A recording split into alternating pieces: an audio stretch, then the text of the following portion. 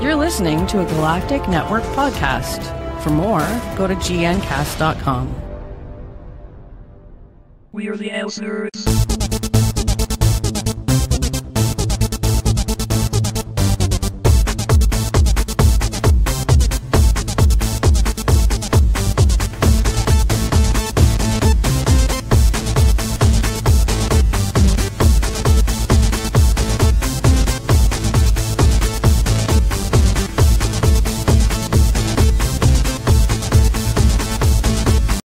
Oh, it's fine. As you know from listening to the couple of past episodes, I burp on here, and I'm just like, I don't mean to. It's just as I'm talking, I'm like, burp. Yeah. I got the case of Rick.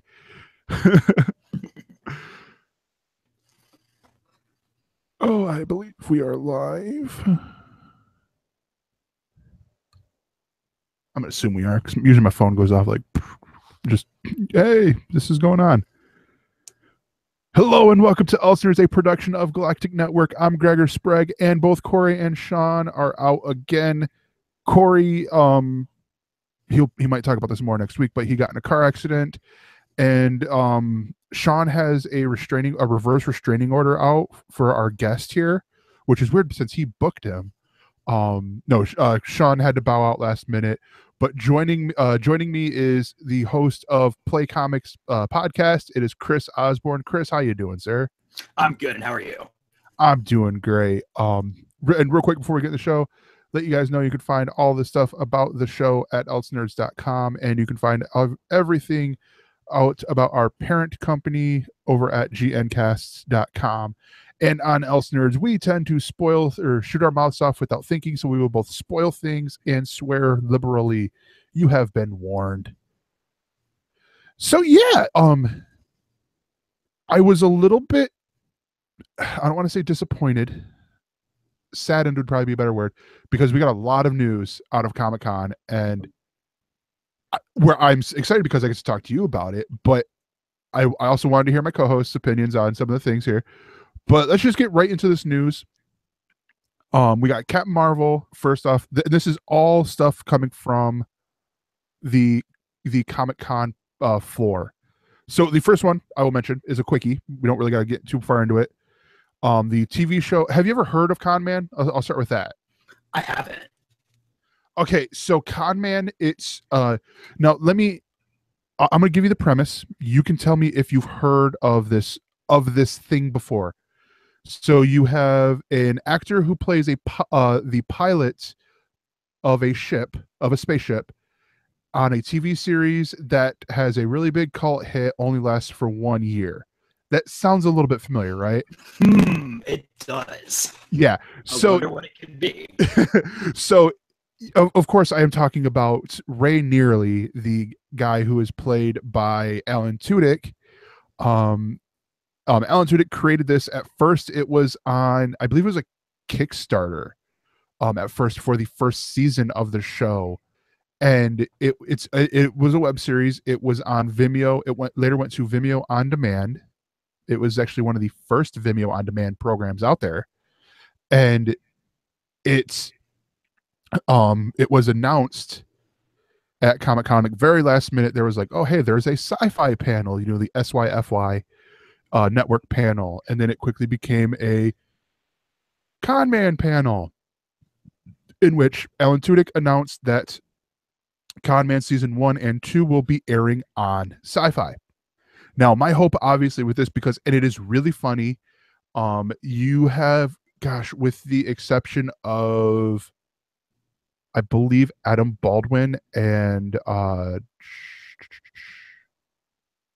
that might be, and the actor who plays Shepard Book, you have a cameo by a lot of the people from Firefly, but there's a lot of great people in this show. So also I should say it went over to Comic-Con HQ for season 2, and I mean, it's really funny in this, because you see Nathan Fillion just playing the comedic role, like playing like what a lot of people probably think Nathan Fillion is like in real life and all this, but really good, really funny. The episodes are about I want to say maybe 20 minutes long. Like they're they're definitely web content sized episodes. But yeah, so my hope with this is that, you know, one, this will a lot of people will get to see Con Man, a show that I have binged when I had the free beta thing of Comic Con HQ last year, and then the free week trial on Amazon Prime this past year after season 2 came out. And I hope a lot of people will just love and enjoy this show, and then season 3 will happen, because that would be awesome. Because I mean, I'll tell you right now, season 2 featured Lou Ferrigno playing or wanting to do a production of Mice and Men, but where he is not playing Lenny. Well, that locks it up right there. I'm gonna have to go find it. Yeah, it's really good. Some of the other cameos: Trisha Helfer, Amy Acker, Will Wheaton, Nolan North, Casper Van Dyne, Sean Astin, Sean Mayer, and as I mentioned, Lou Ferrigno are all in the show at some point. And Mindy Serling is in there. She steals the show every time she's in here. She's on screen. It is brilliant. The other one, and we can get a little bit more into this, Thor Ragnarok. The second trailer came out, and I was excited before. After seeing the first trailer, I was like, all right, I'm going to go see it. I don't want to see anything else. A coworker of mine, he goes, hey, can you, have you seen the second trailer? I'm like, no, I don't plan on seeing it.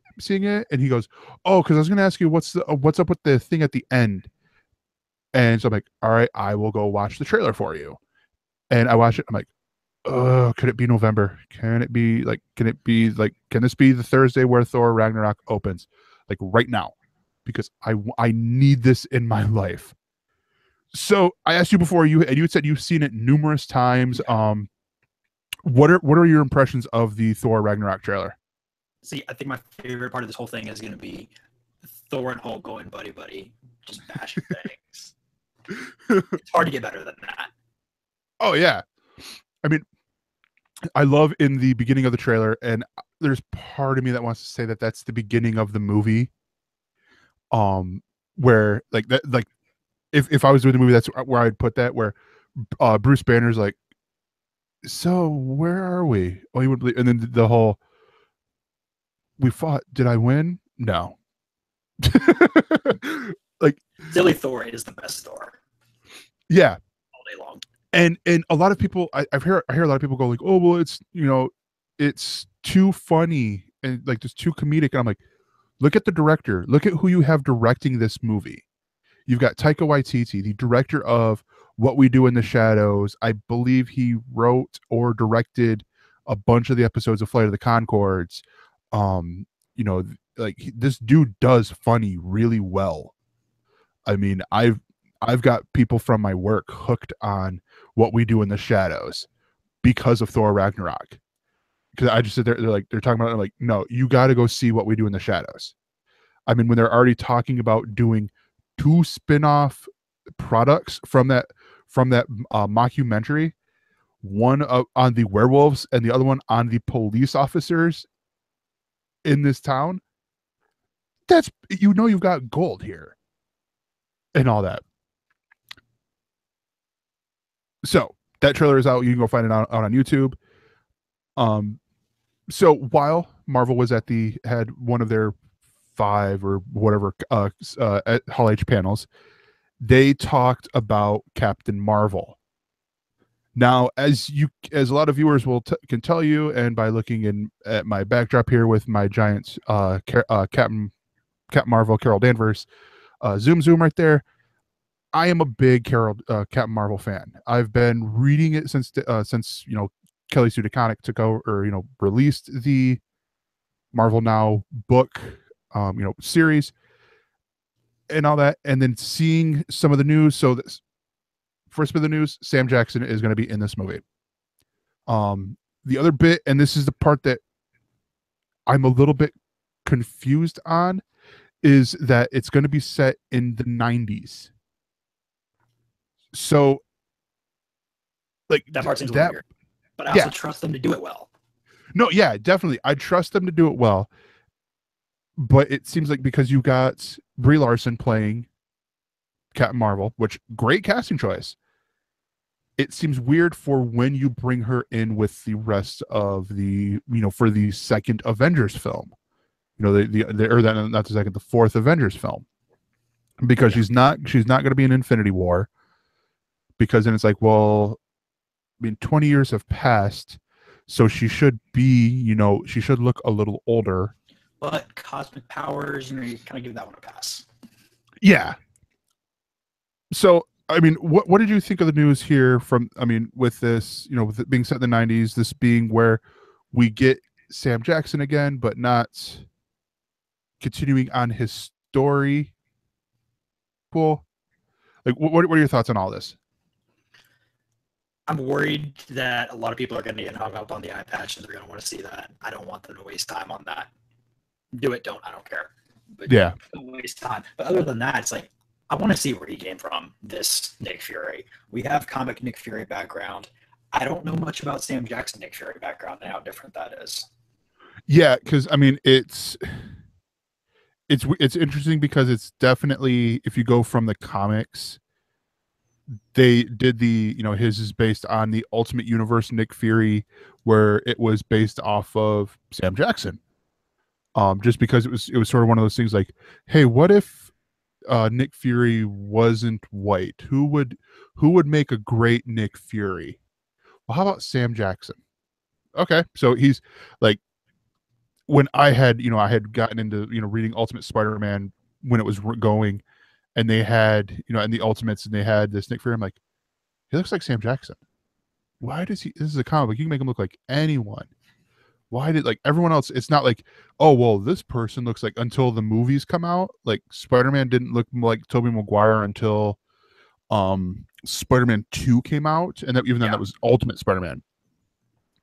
The other part that we've glanced over here is the Skrulls are in this. Now, I thought these Skrulls were involved with Fox, so I'm very interested into seeing how, like, because I thought they were with more Fantastic Four, so I'd be very interested to see somebody worked at Magic there to pull that off. And yes, because that is, you need that Skrull Kree kind of dichotomy there to make everything go.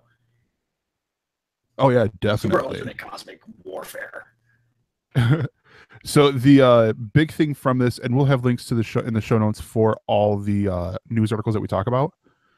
But good God, I know it's just concept art, but they're going to be taking panels out of the comic book and putting them on the big screen here, because both of the Skrulls that they have one that looks more like a Super Skrull, and just like a Skrull grunt. Yeah.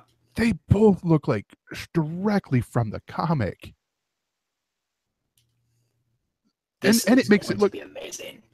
Yeah. Actually, I'll go this far. It doesn't look like concept art. That looks like costume testing or makeup testing. Yeah. That it is there. It doesn't look like just like, oh, here's 3D rendering. It looks like, they got Greg Nicotero, or like a great special effects artist, face paint, and going away like, here, we need Skrulls, make us Skrulls, and they're like, all right, here you go. The next one, go ahead. They're just fucking beautiful. Oh yeah, definitely.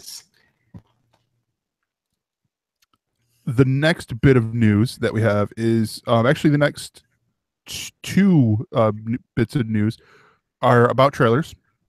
So we will talk about the trailers, talk about how we feel about the trailers, but we will not show the trailers because we don't want to get the video pulled off of YouTube. So the first trailer is the Justice League Comic-Con sneak peek trailer thing. Now, this got me excited, but also worried at the same time, because I'm worried because they're still in reshoots. Now, I know a lot of movies do reshoots. I think every movie does reshoots, but usually it's not this long.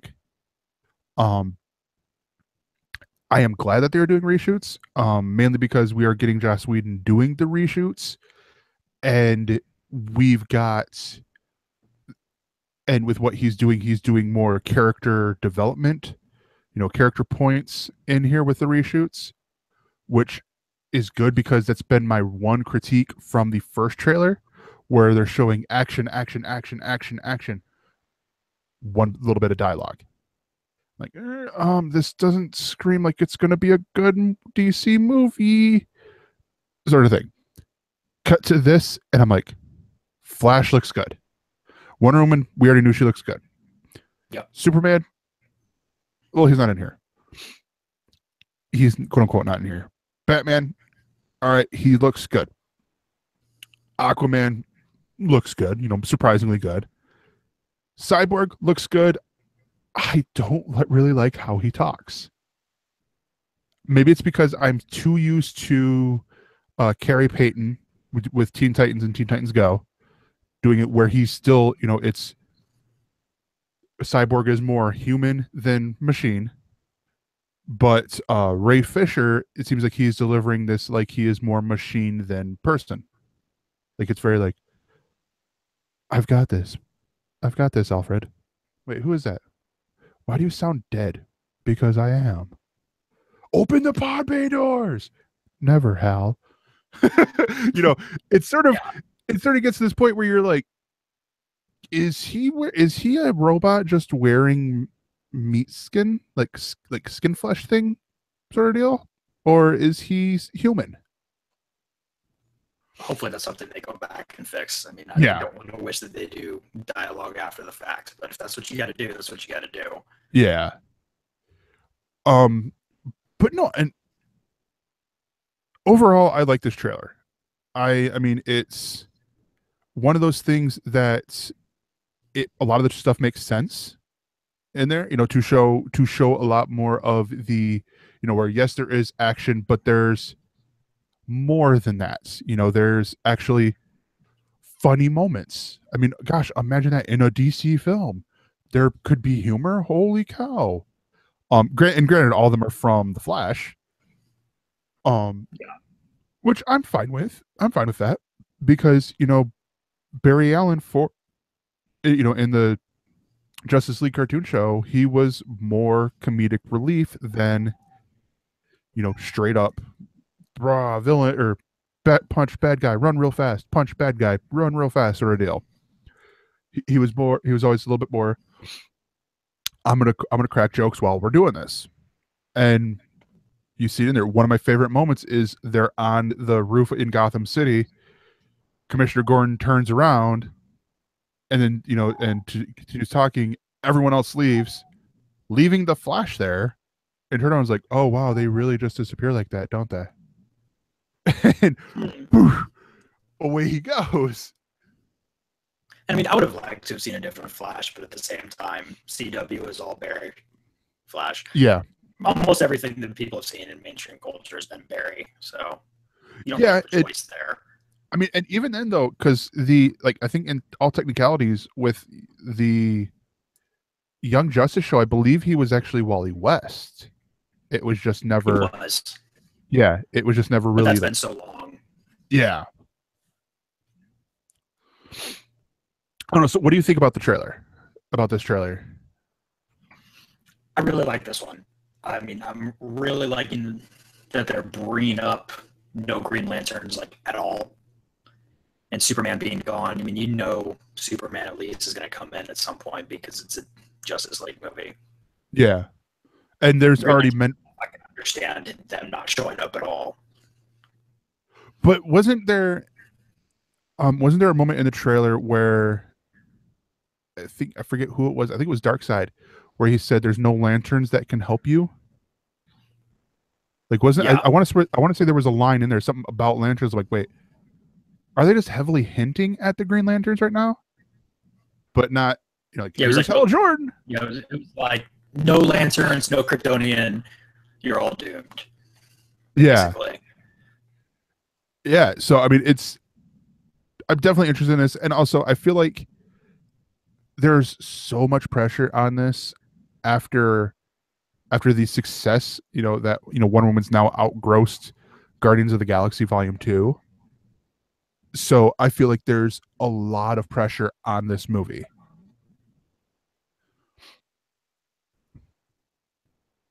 So yeah, and then the next can do it though. Yeah, oh yeah, no, definitely. I definitely think it can be done. I just think it's a lot of pressure. Like I think this Justice League movie is what's going to make or break the DCEU.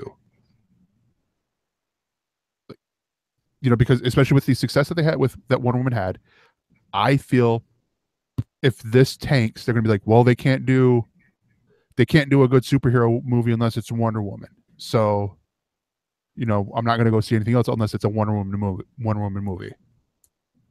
Yeah.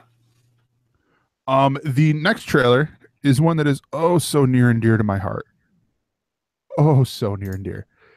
I've read the book. I listened to the book. I both listened and read the book. When they announced that this was coming, I got excited when I saw the picture of Wade Watts, aka Parzival, standing in this room and a scene that's very, very early on in the book. I almost yelled really yes, really loud in Target where I work.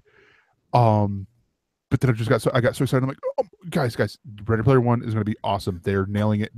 Everything that was pictured in my head while reading this book, while listening to Will Wheaton read this book to me, is going to happen. Cut to the trailer, and should also point out real quick for people who do not know, Ready Player One comes out 2018. It is written by it comes out March 30th, 2018. It is written by Zach Penn and the author of the book himself, Ernie Cline. You might know Ernie Cline. He wrote Fanboys, and he's general awesome nerd guy. But this book is, it takes place. You're in this post-apocalyptic 2069, I believe, is when the year that it's set. And you have everyone would rather be online, be in the virtual world, than be in the real world.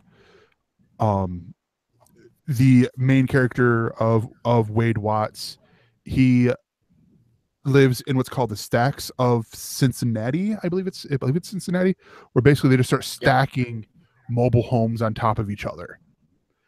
And the head of the Oasis, James Holliday, passes away, has no heirs, is a kid of the 80s, and so he leaves behind a massive Easter egg hunt a la the adventure, the Atari game Adventure, which had one of the first Easter eggs, and that was you go in this area and boom, there is the creator's name on there. And so you then have this big massive Easter egg hunt journey to find, whoever is the first person to find all three keys, through the three gates, wins his fortune. Have you read the book? I'll start with that. I haven't read the book. I'm going to start it in the next couple of days. My wife has read the book. Yeah. I've heard so many things about the book. I might have actually heard most of it from her. Yeah. So this is one of the very few books that I've actually, when I was reading it, pictured the movie. There was this other book, I don't even remember how I got it, but it was like a free little short story book called His Robot Girlfriend.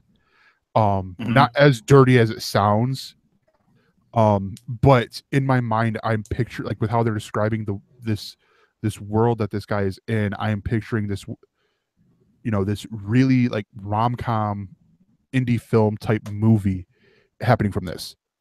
But with Ready Player One, looking at this trailer, with the exception of they got the Iron Giant in here and a few other little things, it's almost like spitting image from the books into the movie. So it's, it is so worth the watch. I mean, I've even heard people I've even heard people say, well, we've got, they're trying to find all these little Easter eggs in the movie. I'm like, you realize you're doing the movie, right? And also I will point out to promote the book, to promote Ready Player One, Ernie Klein had a real life scavenger hunt to where if you completed these 3 tasks, you won a DeLorean. Like, more importantly, you won his DeLorean. Like, he bought another one, had it made to look exactly like his, in which he had, all customized like from Back to the Future. And if you completed it, the 3 tests, you won. I got to gate 2, because the first gate, I believe, was like a text adventure. The second gate was a Facebook game where you played this, oh gosh, it was like this collector thing. And I just like, okay, I'm going to play this game because it looks really fun and it's just been fun for me and all that. And I'm like, oh, wait, there's a third one? Oh, hey, what was that? Oh, you had to go to an arcade machine. Oh, cool. Yeah, because there's no arcade machines around me, so meh. That sucks. Yeah, but like the third challenge was you had to, oh gosh, I can't think of the game, but you had to go to go to an arcade that had this like original arcade game in there, play it, beat it, post your high score, and like if you beat it or whatever, you won. Like, first person to do that got the car and all that. And I'm like, yeah, that would have been fun if I lived in a bigger city. Yeah. But no, yeah, the trailer, oh gosh, this trailer looks awesome. Another one of those things where I'm like, I don't want to see anymore, because like, where I've already know the plot of the movie since I read the book, but I want to see all these Steven Spielberg references that are also done by Steven Spielberg in real life, like just in front of me on the big screen in 3D or 2D, however I decide to go see it. I want to see it. That's basically what I'm saying. I want to see this. Everything from Comic-Con so far has been, I want to see this. With the exception, because I feel like it's really weird, of our next story. And also because I'll admit this, I'm not a big Stargate fan. I don't know if you are. I've had people tell me I like it, but Yeah. I've never actually gotten into it. So the weird part is, and it makes sense, because MGM is celebrating the 20th anniversary of Stargate by announcing a new TV series, Stargate Origins, that will be on their Stargate branded streaming service dubbed Stargate Command. Now, I believe we get to the point here with streaming services where I sort of go, all right, I'm done. I'm not subscribing to any new streaming services, because this seems too niche. Exactly. Like, I in theory am a fan of CISO, with it being comedy stuff. I love Netflix, I love Hulu. Me and Hulu get into a little bit of spats at times. I love Amazon Prime. WWE Network, and WWE Network is niche as well, because that's just professional. That's just WWE. It's old libraries that they've acquired the rights to. But that just seems different somehow, though.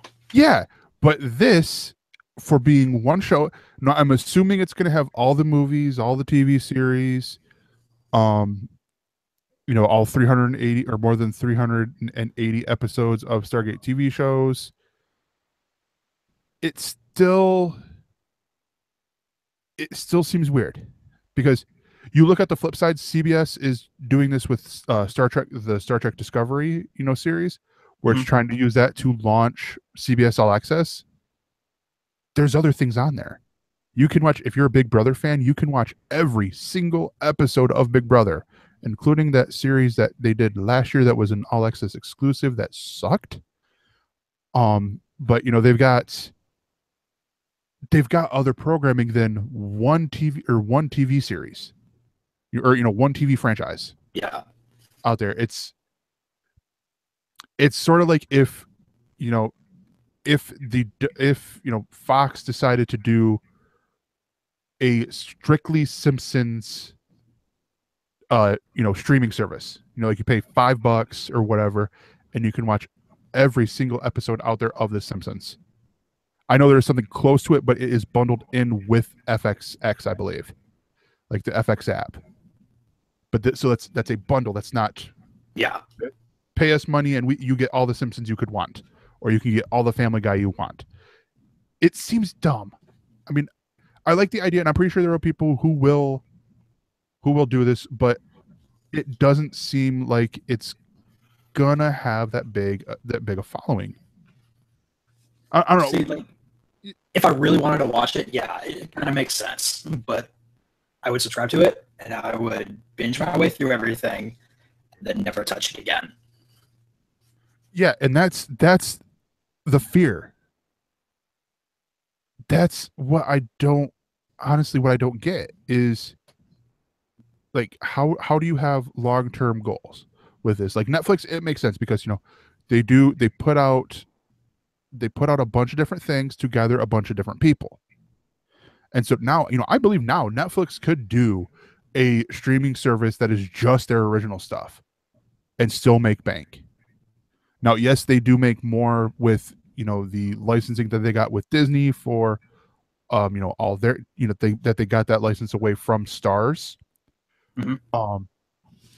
But even with, all of that, it still seems like, if you were to tell me, okay, you have this service where you can watch Glow and Stranger Things and Master of None, and you just name off the original TV series. And hell, I'll even go with the TV series that are originals around the world but are not here, like Riverdale. I would subscribe to that service. Like there's no extra, like I'm binge watching The League right now. Yeah. So I couldn't do that because yeah, rewatching it for the second time, I believe, since airing live. But still, not one of those things where it's like I wouldn't be able to do that. I wouldn't be able to watch the IT Crowd for the 10th time. I wouldn't be able to watch all these shows that I've already seen before, or these movies that I've seen before. Just I would still subscribe to it. But on this hand, and I don't know, maybe it's because I'm not a Stargate fan. I haven't really seen any of the shows, or the movies or anything like that. But I would be curious. I'd actually be curious for the viewers if there's anyone who is out there watching or listening, who is a Stargate fan. Does this service interest you? You can write us mail at ElseNerds.com, or we're at ElseNerds on Twitter. All that stuff is a great way to get in contact with me. Let me know, hey, would it be worth it? All right, and that is it for the news. And we are going to take a break and do a Patreon read, a support read thing before we get into our next topic. So if you want to help us out, you want to help support the show, the best place to go is to gncast.com/support. On there, you will see two things. The Amazon affiliate link, which in all simpleness, you go there, do your regular Amazon shopping, check out, your price does not change, whether you go just to Amazon.com or you go through that affiliate link. But the a portion of that cut that would go to Jeff Bezos goes to us. You're giving us Jeff Bezos's money. I like that idea. And you're going to be on there shopping anyway, so why not give us some of Jeff Bezos's money? The other one is you can help us. You can be a partner, much like Growly Bear, and I keep doing this every time I scroll down and Brian Jensen. You can help us out, support us on the show. Going to patreon.com/Galactic Networks or Galactic Netcast, I believe. Or Patreon or gncast.com/support will give you the best way to go there. And being a partner with us. It's not you're a patron, you're supporting us and we're just taking your money. It's all this. It's There are levels on there. At the $5 level, you get this guy right here. I'm pointing to myself for the audio listeners, giving you comic book recommendations every single week. And these are comic books that I love. These are comic books that I read the description and I'm like, well, that sounds interesting. I think people would like to hear that. And I give it to you guys. At the $5 level, that's $5 a month. That's not even like an episode or a week. That's a month. That's nothing. That's one comic book. That is a comic book a month that we're asking for. There are other shows that are coming out that are going to be original, like exclusives and stuff like that. You can help us out. You can partner with us. You can be our buddy, our friend. gncast.com/support. All right, it is time for our nerding out, and I'm interested here, Chris, at your nerding out because I don't think this is out yet. How are you? Not. So here's the thing, though. Let me completely skip over the games that are on it. Like, yay, Star Fox 2, but everything else, I've had emulators since middle school. I don't care. I've hacked my Wii. I don't care. But watching everybody freak out over how they're going to get their hands on a Super NES Classic, how it's going for like $300 and $400 on the low end on eBay already, and everybody canceling pre-orders. And holy crap, how am I going to buy my 5 copies of this so I can go sell them for $600 and $700? It's ridiculous, and it's amazing, and I fucking love it. Combined with the news that I just saw while I was waiting for you to come on today, that GameStop and ThinkGeek, I think it was, went and found a bunch more NES classics. Oh, nice. Supposedly, that's all been gone. Yeah. And they had it. You couldn't just buy the NES Classic. You had to buy it with whatever stuff they wanted to pair with it. And there were different levels. And it was like, get some Zelda stuff with it, for double the price. And just kind of went up from there. Yeah. But watching everybody on these game collecting Facebook groups and everything is just fucking amazing. We hate scalpers unless it's money. Yeah. It's interesting at my end because like I work at Target, and from when the NES Classic come out, like last November. Yeah. From then until 2 weeks ago, and they discontinued the NES Classic in April, I believe, is where they officially discontinued it. But up until like 2 weeks ago, we would still get calls. Do you guys got the Nintendo Switch? Or not the, well, we would get that too, but do you guys got the NES Classic? No. And towards the end, it's like they discontinued that. They do not make them. But how do I get one? eBay. But I want to buy it from you guys. We don't have any. We will not be getting any. I am sorry. This is not a Target problem. This is a Nintendo problem because they did not make enough for everyone. They were never going to make enough for everyone because they wanted to keep the demand super duper high and stuff like that. Oh, okay. Goodbye. Bye. I'd have that conversation at the beginning, like every 20 minutes. It's like, oh, hi. You guys got? No, we don't have the Nintendo Classic. Oh, okay. And it's just like, God. And now, with this, yeah. I just love watching people freak out over it. I mean, it's all these people looking to buy a little reproduction system of something that they probably have most of the games for already, but you just gotta have another way to play it. Oh, and it was one of those things everybody goes to get games, and I'm sitting there telling them, just get a Wii and hack it. I mean, I know people that work on this kind of stuff, more on the movie end of things, really. And, they're telling me the same thing, just hack a Wii. Oh, yeah. That's one of the things that I would tell people from the beginning. Like, when we couldn't get it, I'm like, all right, here's what you do. You buy a Raspberry Pi, $35 right there. You make your own, your own Nintendo Classic. The better thing, though, it will play more than the 30 games that are on there. You could play the whole Nintendo Entertainment System lineup on there if you want. You can throw in the NES one the Super Nintendo lineup if you wanted.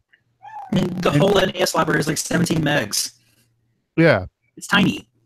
And so it's one of those things where you do this, and problem solved. And then you find a person, or if you have a 3D printer yourself, you 3D print a case for it.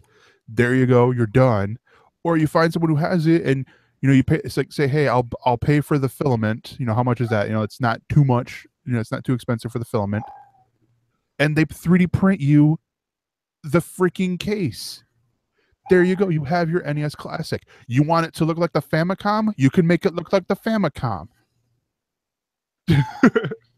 I just don't get how everybody freaks out.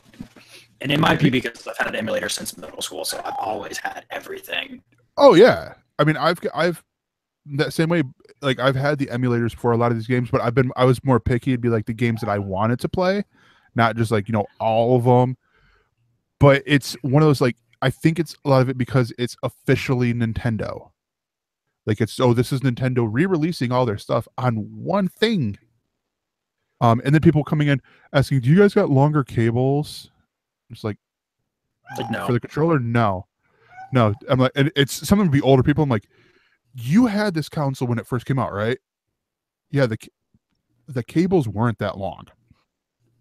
Like, I don't think it was until the Super Nintendo that the cables were actually like long, where you could sit back a little bit from the TV and play, and from the console and play the game.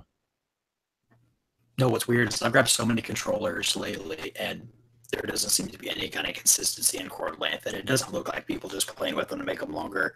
Yeah. So that might be a legitimate thing. Yeah. Just somebody getting lucky and having long cords. But gosh, how can everybody freak out? I mean, yeah, the game library is amazing. Yeah. And it's the first official Star Fox 2 release. And I think that's probably going to be part of it, is that Star Fox 2 release. But I mean, I don't know. I think a lot of it is just the fact that it's official Nintendo. Like, it's. Oh, and also, I'm not gonna lie. Yeah, I'm not gonna lie. When I first read this, like, your thing yesterday, when I was putting in the news stories, I'm like, in my brain it said Sega. Like I saw SNES, and I'm like, the Genesis. I don't know how. I don't know why. But I'm like, all right, cool. And I'm like, wait, wait, what? Why did I think Sega? They do have one. Yeah. And really, it's better than anything Nintendo made for this, because you can pop real games in it. Oh, yeah. Wait, is that actually licensed by or a product from Sega? They at least have their stamp of approval on it. Okay. I don't know if they made it, because I'm not going to get one, because I don't care.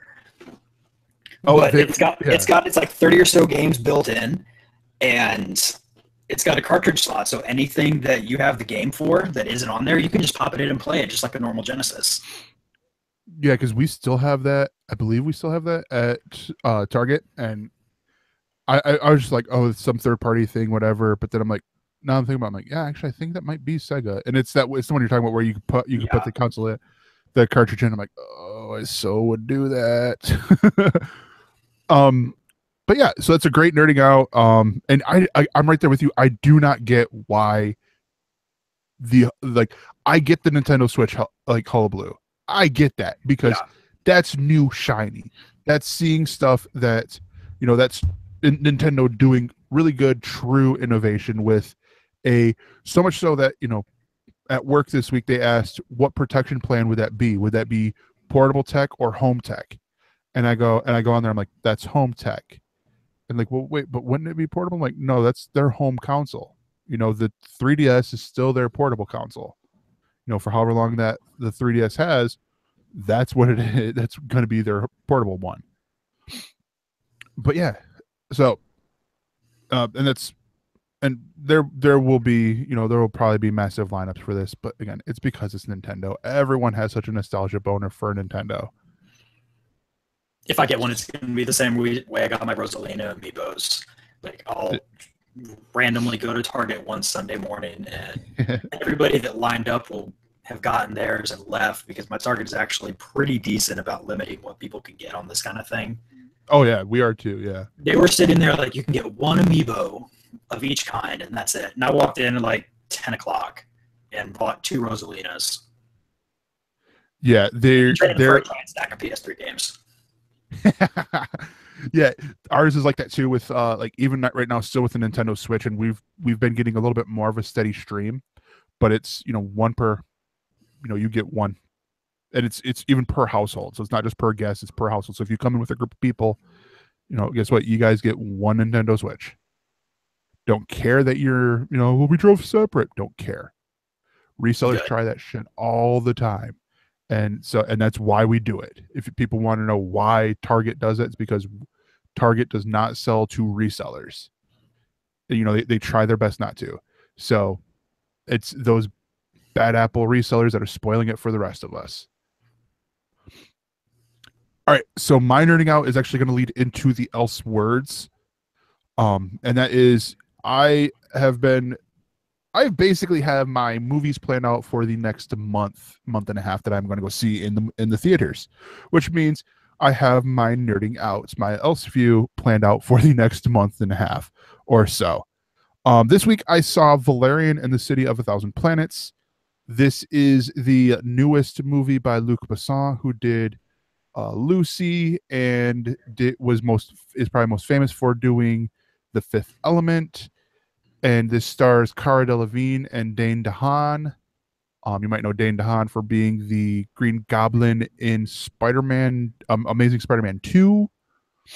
But yeah, this movie visually, oh my gosh, dude, the reviews all say that it's visually stunning. That covers the tip of the iceberg. This is one of, like, I wish I could have seen this in 3D. And I also wish I didn't have to wear, regular prescription glasses to where I'm doing the double glasses thing when I go and see 3D movies. But oh my gosh, this movie, so good. So good. I mean, the plot, there are some plot points that I will discuss in the else words, as non-spoilery as I can for people. But I mean, it's a great story. This is one of the first movies actually that I was able to predict the villain, like in the first act. Which again, not a bad thing, but it's just one of those, like, if you get really upset about, like, oh, I saw that coming a mile away. Well, it's a summer blockbuster movie. Sit down, shut up, eat your popcorn. Gosh, the whole Luc Besson has this ability with his movies, like fashion comes first, it seems like, with him. I don't know if it's because he's French or what, but like everything looks like I could see a runway model, and Cara Delevingne is a model, but like everything that's being worn here, I'm like, that looks really good. It looks really like high-end fashion designers are doing this work for him or something like that. My one gripe with this is, and what I always tell people when they're like, whoa, well, how was it? And I go, have you seen The Fifth Element? And they're like, yeah. What did you think of it? If they liked it, I'll be like, well, then you'll really like Valerian and the City of a Thousand Planets. If you didn't like it, you're probably not going to like this movie, because there are a lot of similarities between the two. And that is interesting to me because Valerian is based off of a comic book. I want to say it's based off of a French comic book, but I could be completely wrong. More than likely I am. But it is, there are a lot of moments in there that are like, I'm like, this seems like they're basing this off, like they're doing this from The Fifth Element too. Which is fine. Again, this is a complaint, but it's not like this takes me completely out of the movie complaint. It's just sort of like, it is what it is. But yeah, I mean, so I know you haven't seen it, and that's why I'm out of politeness, I'm staying away from spoilers. I will say that a couple of the people that aren't in here, or actually he's credited in the Rihanna is really good in here. Ethan Hawke, I didn't know he was in here. He is great in this. He is in like a really short, like, it's, well, not really short, but he's in only like one scene. But it was one of those, like, I saw, I'm like, Like I hear him talking, and then I look, and I'm like, wait, that's Ethan Hawke. What's he doing in this movie? But yeah, it's great popcorn theater movie. You know, go to this and see it. Sort of deal. And yeah, it is. This is the Valerian and Laureline, which is the base material, is a French science fiction comic series. But yeah, so it's go check it out. It's in the theaters now. And yeah, so the else words that we're going to get into is that comparison. So does a comparison like that, like if you go into a movie and it's even if it's a movie that you liked. So like I did enjoy The Fifth Element. It like I asked you before the show. I asked you when was the last time you, or if you had seen it. And you had said it's been a while. Yep. Does that take you out of a movie? If the movie, like, you can tell it is there, a lot of the plot points were used in another movie from the same director, even. You know, like this one, it was Luc Besson who did The Fifth Element, and would that take you out of the movie? Not really. I mean, I'm watching all these comic movies, pretty much knowing what's going to happen. Yeah, because we've all read the comic books there. I mean, when I watched The Village, yeah, I saw that look on somebody's face. When I watched The Village, I'm sitting there like, okay, they've got to be some kind of secret society burying themselves away from modernness. I guess that like the first 10 minutes. And then, being as young as I was, I still relatively enjoyed it. I don't think I can do it now.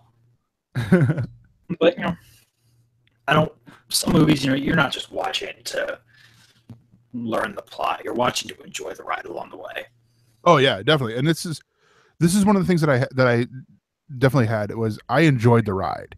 It was just like, I'm like, oh, well, he took this from, like, Rihanna and Ethan Hawke definitely have that feeling. And I cannot think of their names, but it's very much in the scene, like where you first meet the blue alien in The Fifth Element, and I believe Chris Tucker's character, because I think you meet them around the same time. And so it has this very similar, like, you could see parallels and stuff. And I'm like, oh, well, that's cool that they're doing this. But then it takes me out a little bit, but it doesn't ruin the movie, because I could be taken out away from a movie for anything. I mean, I thankfully never noticed it while watching the movie, but during the previews and during the credits, I noticed about a third of the way from the left, and maybe a foot down from the screen, a green dot from the projector on the screen. And usually I'm surprised I didn't notice it during the movie, because usually, like, I watched Cabin in the Woods for, a previous iteration of the show, because our co-host, or the host, then he goes, you have to see this movie. I'm like, I'm not a big horror movie fan. He's like, I don't care. You have to see this movie. It is really good. And I watched it, and there was a speck on the screen. And so I would, while, a really young Thor is getting, murdered and stuff like that, I'm like, and there's that speck. I'm watching, and I'd go back out, and there's the speck. And my eye would get drawn back to this little thing. I'm like, yeah. But I don't know. I had the thought after getting out of the movie theater with this, of the fact that, they borrowed a lot from The Fifth Element. And I guess at the time it bothered me. And even now, it's one of those, like, you can take how I say, how did you like The Fifth Element? How you want. Like you could take it like, oh, well, I'll just go home and watch The Fifth Element again. Or I will go see this new visual stunning, because it is visually stunning, and the ideas behind this. I guess there's already talks of a Valerian 2. And I think Luc Besson is working on the scripting for Valerian 3. I'm excited for that. I mean, this is a really good action scene, or series that we could have here. Good sci-fi, stuff that it doesn't even seem like it's like it seems like it could happen. Sci-fi. Yeah. I love the opening to this movie. And how it becomes what it is, where it starts out. Actually, I think this is the movie that would take place in 2069. Because it starts out with, but actually no, it starts before, because it starts with the building of the International Space Station, and basically it goes bigger and bigger and bigger and bigger and bigger, with eventually all the countries of the Earth have made, have added, their own parts to the ship, where they have people, basically have like people from every country on Earth in this planetary thing, this space station, and then extraterrestrials start joining in to where it's this massive city of 1,000 planets that has to leave Earth's atmosphere and go out into the galaxy, because it's so big that it's going to crash into the Earth and all that. And just a brilliant, like for a good 5 minutes, no talking, with the exception of Ground Control to Major Tom. That song playing fit perfectly. Like, oh god, talking about it now, I want to go see that again. Like, I guess that's a side of a good movie. It's like, if you want to go see it after you're already done. But yeah, I'll probably end up seeing it this weekend. Oh yeah, definitely. If you can see it in 3D, there are, I'm probably not that unique, but I could see like how it would look in 3D with watching just regular 2D, to where it's like where I would want to usually go. It's that and Spider-Man Homecoming. I want to go see both of those again in 3D, specifically just so I can see, how it looks, because there are some moments that are playing towards the camera, but it's not the cheesy, sort of deal. It's more with like the, like Spider-Man, he comes in over your head sort of deal. Or, he leaves and he comes out of you sort of deal. And it's, I don't know, it's really good. But yeah, I think that's going to do it for us. Real quick, Chris, you want to give everyone, where can everyone find your stuff? Easiest place to find me is over at playcomics.com. The show is just about taking all those video games that are based on comic properties and looking at how well they stick to the source material. We're going roughly chronologically, so we're still buried deep in the NES stuff. Like, we just nice the Dick Tracy episode this past weekend. Those games are horrible. But I kind of jammed Atari 2600 all together and got like Spy vs. Spy and a couple real early things before I got my co-host Sean, different Sean, and we're really getting rolling on it. So I'm looking forward to getting to the Super Nintendo stuff when games get good. Yeah, we will definitely cover Silver Surfer on NES. We just haven't gotten there yet. But quick preview, that's pretty bad too. Well, okay, so let me ask you this: what is your favorite comic book based video game from the early, from the early stages of video gaming? From the early stuff, it's hard to say because some of them are so bad, and nothing on NES. Once you get into like Super Nintendo and Genesis stuff, you have War of the Gems, and you have wow, it's escaping me because most of what I've done really got into it when I started was like the PlayStation Spider-Mans. Yeah. And right then, so before that, it gets a little iffy. Also, soft spot. Yeah, because you soft spot for fighters. So Justice League Task Force is going to be in there too. Yeah, I say because you're talking to the guy who loved at the time, but looking back at it now, realized he had some sort of sadomasochistic punish myself game. Like, I love that home improvement game. Oh, like, God. I played that all the time. Couldn't get past I think I got past the first level one time. Do not remember how I did it. Could not duplicate it. But it was, and strangely enough, I looked at the Batman game for the Super Nintendo. See, that's where I get stuck because it was Batman and Robin. Yeah, it was the Batman and Robin game. And I looked at that one like, oh, that's too hard. I could probably play that one now and get past. Actually, I could get past levels in there. Where I think I had the level code for level 6 where I would end up memorized, or I had it written down somewhere, so I could just go right to that instead of I gotta go through levels 1 through 5 again and stuff like that. But with that home improvement game, it's like I couldn't get shit done through that. Like at one point, I think I got to play as Brad, but I don't remember. I don't know. That game is horrible, and if someone were to bring it back in front of me, I'd probably be like, nah. That kind of thing is where I get stuck. Is like Teenage Mutant Ninja Turtles. They're good games, but the first one is what I played more growing up, and getting to that stupid sewer level is just horrible. Yeah. And I know objectively Batman on regular Nintendo is a good game. Yeah. But I just can't do it. No, yeah. So check them out at playcomics.com.